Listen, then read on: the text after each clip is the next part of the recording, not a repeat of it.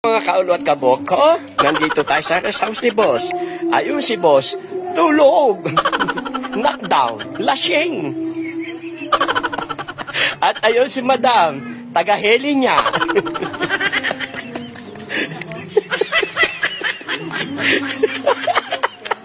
Eh, ipe-press ko ang aking tinanim na kalabasa.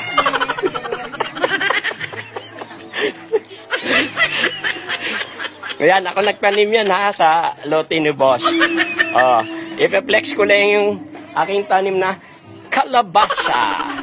Ayan, ayan ba yung squash? Ang cute, no? Squash ba ang tawag dito? Oo, tama ako, squash, kalabasa.